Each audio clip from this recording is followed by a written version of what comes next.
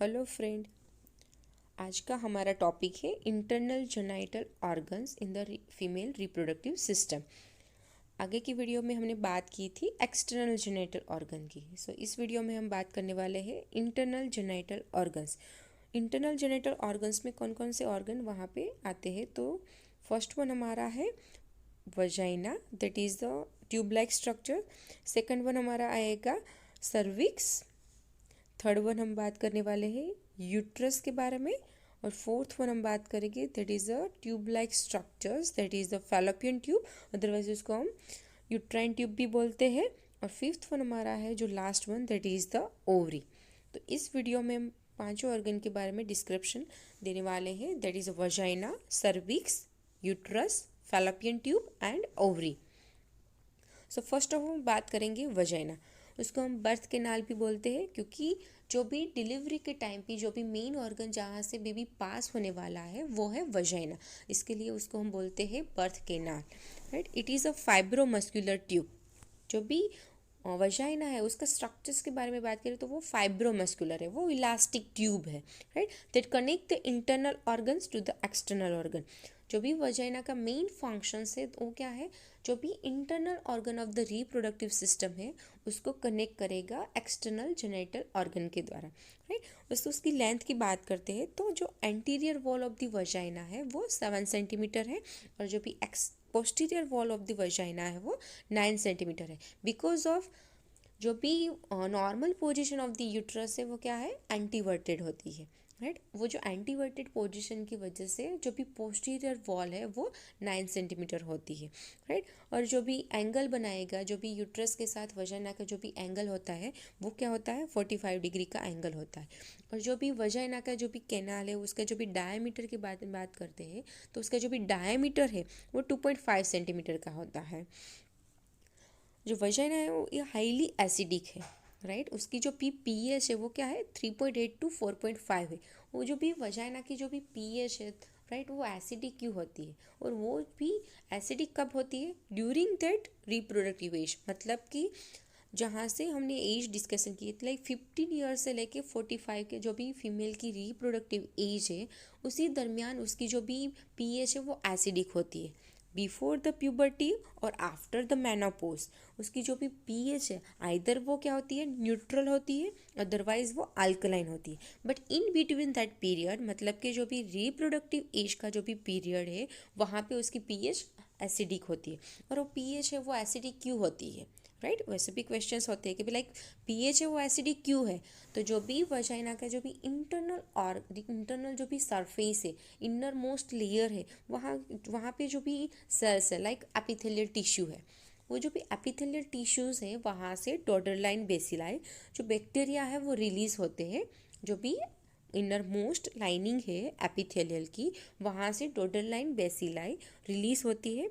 और वो क्या करते हैं, जो भी break down of the glycogen, जो ग्लाइकोजन है उसको ब्रेक डाउन करते हैं, उसमें से वो लैक्टिक एसिड का फॉर्मेशन करती है। उसकी वजह से जो भी पीएच है वो मेंटेन होती है एसिडिक, राइट। और वो भी कहाँ पे, like in during the reproductive age के दौरान ही वो एसिडिक होती है। बिफोर प्यूबर्टी और आफ्टर द मेनोपॉज वो न्यूट्रल अदरवाइज अल्कलाइन होती है।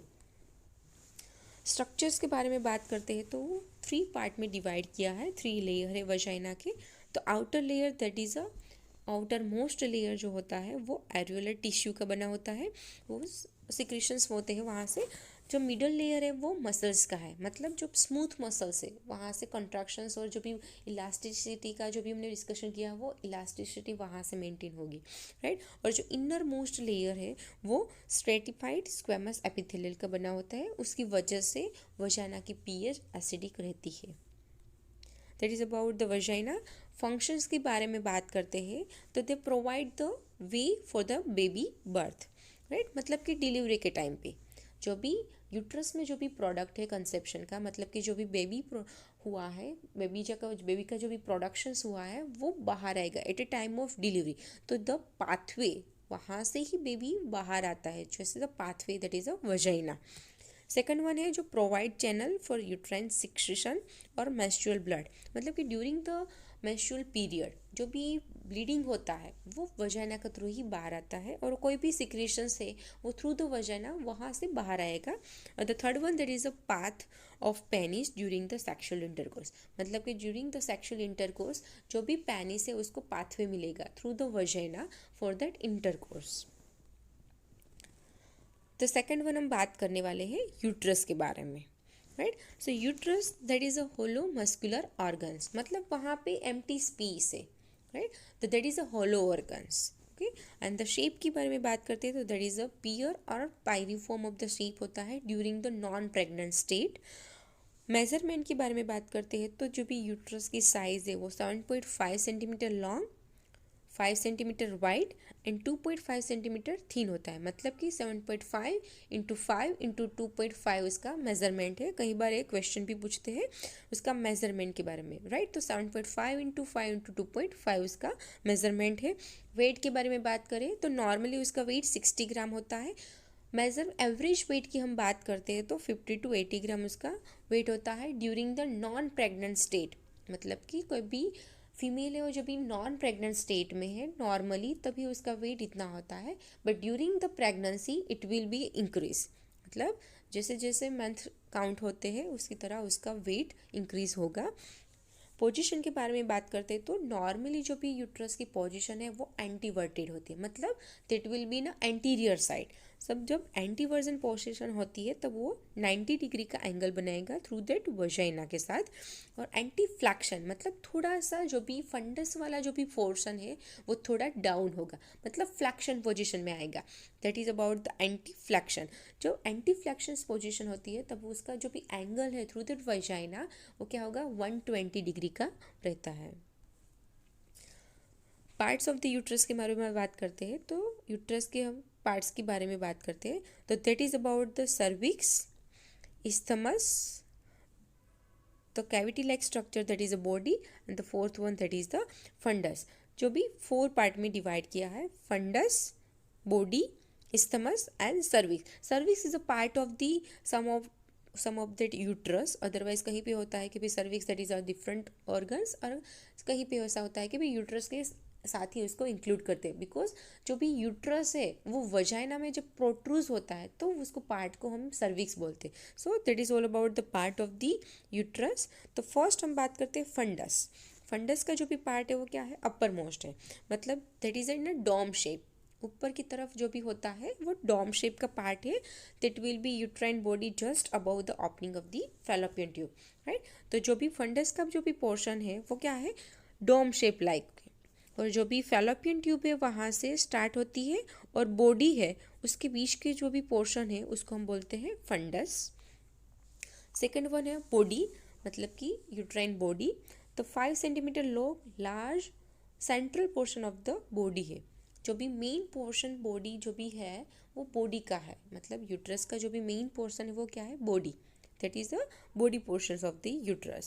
The internal triangular 6 to 7 centimeter part that will be called the uterine cavity। मतलब कि यहाँ पे देख रहे हो आप ट्राइंगुलर शेप में कुछ बन रहा है, that is about the cavity of the uterus, that is the longest portion in that is the 6 to 7 centimeter triangular portions that is about the uterine cavity। The third thing that is the isthmus, that is the a narrowing part of the body of the uterus just above the cervix। cervix के ऊपर जो भी portion है उसको हम isthmus बोलते हैं, और वहाँ के बाद उस पर body of the uterus start होता है, right। so middle most of the portion between that body and the cervix, and 0.5 centimeter long part situated between that body and cervix। जो भी पोर्शन है वो थोड़ा narrowing पोर्शन है और shortest part है, that is a isthmus। the last one that is a cervix, that is a 2.5 centimeter long inferior narrow tube like portion है, right। क्या है वो 2.5 सेंटीमीटर लॉन्ग है, थोड़ा सा नैरोइंग पोर्शन है विच प्रोट्रूड इनटू दैट वजाइना। मतलब जो भी यूट्रस का भी जो भी पोर्शन है लास्ट वाला वो वजाइना में जब प्रोट्रूड होता है तो वो नैरोइंग ट्यूब लाइक स्ट्रक्चर बन जाता है, उसको हम बोलते हैं सर्विक्स।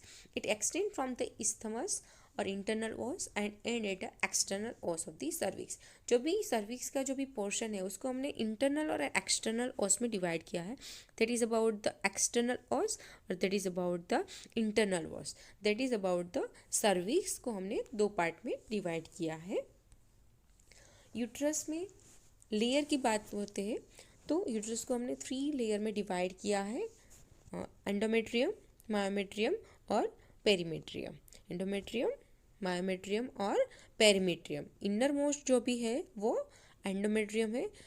येलो कलर का पोर्शंस देख रहे हो, that is a middle most, that is the pink, that is a myometrium, and the outer layer that is the perimetrium portion है, उसको हमने 3 पार्ट में डिवाइड किया है। So layer of the uterus, perimetrium. So outermost layer of the uterus, that is the perimetrium. It is a serous cord which covered the entire uterus except on the lateral border of the uterus.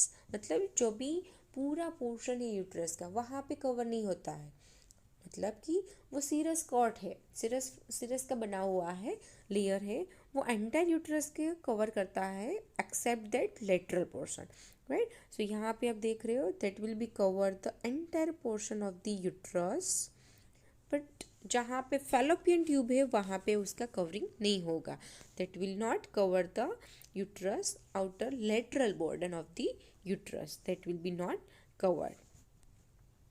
The next हमारा है myometrium, that is a middle most layer of the uterus and it consist of thick bundle of the smooth muscles. जो भी middle most layer of the uterus है वो क्या है, muscles का बना होता है, that will be held by connective tissue and that will be arrange in various directions. मतलब जो भी मसल्स है वो डिफरेंट डायरेक्शन में डिफरेंट अकॉर्डिंग वहाँ पे अरेंजमेंट होता है उसका, राइट। सो आउटर जो भी लेयर है वो लॉन्जिट्यूडिनल होते हैं, middle that is a interlacing and inner that is a circular. Like we can see in that जो भी आउटर लेयर है, right, they will be in a longitudinal, मतलब that will be arrange in a longitudinal in a shape. जो भी middle most layer है that will be in a mesh like fibres, मतलब you can see in that you have just a figure of 8, मतलब जो English letter 8 है उसके according उसका structures होता है, मतलब they are arrange in the figure of 8, that will be in a middle layer. और जो भी इनर मोस्ट लेयर है that will be in a circular motion, मतलब लाइक इन अ सर्कल उसका अरेंजमेंट होता है, that is about the inner layer. So जो भी middle most layer of the muscles है, राइट, मायोमेट्रियम, उसमें जो भी मसल्स है वो डिफरेंट डायरेक्शन में वहाँ पे अरेंजमेंट उसका होता है। The third one, that is a layer, that is a endometrium. It is the innermost layer of the uterus. This consists of the columnar epithelial tissues that will be connective tissue containing a large number of mucus secreting tubular gland. मतलब जो भी endometrium है उसके and में वहाँ पे बहुत सारे ग्लैंड का सिक्रेशंस वहाँ पे होता है, उसके एंडिंग वहाँ पे होते हैं, right. It is a richly supply with blood by the spiral arteries, branches of the uterine arteries. मतलब जो एंडोमेट्रियम वाला जो भी पोर्शन है वहाँ पे ब्लड का वहाँ पे बहुत सप्लाई होता है, राइट। जो भी ब्लड से वहाँ पे सप्लाई होती है तो that is a spiral arteries. जो भी स्पाइरल आर्टरीज है वहाँ पे ब्लड सर्कुलेशंस करती है। सो ड्यूरिंग द प्रेगनेंसी जब प्लासेंटा का डेवलपमेंट होता है तो that is a spiral arteries है, वहाँ से placental circulation start होता है, right। So the spiral arteries and the branches of uterine arteries, they are supply the blood to the uterus in the main portion that is a endometrium। endometrium में बहुत सारा blood supplies वहाँ पे होता है। And endometrium की बात करते हैं तो उसको हमने फर्दर 2 पार्ट में डिवाइड किया है, that is a functional layer and basal layer. जो भी पोर्शन है, राइट, उसको हमने 2 पार्ट में डिवाइड किया है, functional layer and basal layer. So during that menstrual cycle जो भी यूट्राइन का जो भी इनर मोस्ट लेयर है लाइक एंडोमेट्रियम वो क्या होता है, शेडिंग ऑफ होता है। तो जो ये फंक्शनल लेयर वाला जो भी पोर्शन है इतना वो शेडिंग ऑफ होता है as a form of blood. ये जो भी फंक्शनल लेयर है वो क्या होता है, शेड ऑफ होता है, और जो भी बेसल लेयर है वो एज इट इज ही रहता है, right. So during that proliferative phase and secretory phase a basal जो भी लेयर है वहाँ से न्यू फंक्शनल लेयर का डेवलपमेंट होता है। So functional layer shedding off होता है but basal layer shedding off नहीं होता है। सो बेसल लेयर है वहाँ से फंक्शनल लेयर का न्यू प्रोडक्शन स्टार्ट होता है during that menstrual cycles. So ये थे हमारे 3 layer of the uterus, perimetrium, myometrium and endometrium. So let we start about that functions of the uterus. So तो provide the space for the embryo implantation. जब भी embryo का development होता है, pregnancy conceive होती है, जब भी एम्ब्रियो है वो इम्प्लांटेशंस जहाँ पे होता है, that is a main portion of the uterus, और वो भी कहाँ पे, कैविटी है जो भी पोर्शन है यूट्रस का, वहाँ पे एम्ब्रियो का इम्प्लांटेशन होता है। So they provide the space. And the second function is to maintain the menstrual cycle, and the third one that is to provide the nutrition to the fetus। मतलब during pregnancy जो भी fetus का development होता है और उसको जो भी न्यूट्रिशंस की रिक्वायरमेंट होती है वो एंडोमेट्रियम से ही, और जो भी यूट्रस है वहाँ से उसको न्यूट्रिशनल रिक्वायरमेंट फुलफिल होती है। तो नेक्स्ट हम बात करते हैं फैलोपियन ट्यूब, राइट। सो फैलोपियन ट्यूब को हम यूट्राइन ट्यूब भी बोल सकते हैं, मुलेरियन डक्ट भी बोल सकते हैं, ओविडक्ट भी बोल सकते हैं, और साल्फिंजिस भी बोल सकते हैं। That is all other different name of the fallopian tube. और जो भी फैलोपियन ट्यूब है वो क्या है, ट्यूब लाइक स्ट्रक्चर्स है। It is a hollow muscular cylindrical like tube structures है उसका, राइट। जो भी cylindrical like tube like structures है वो फैलोपियन ट्यूब है, और उसकी जो लेंथ है वो 10 सेंटीमीटर की उसकी नॉर्मल लेंथ होती है, जो भी फैलोपियन ट्यूब है, राइट। और जो फैलोपियन ट्यूब है उसको डिफरेंट पार्ट में डिवाइड किया है, राइट। जो भी फैलोपियन ट्यूब है उसको क्या हमने डिफरेंट पार्ट में डिवाइड किया है। लाइक फर्स्ट हम स्टार्ट करते हैं like interstitial portion of the fallopian tube, then isthmus, ampulla, infundibulum and fimbria, that is the finger like structures।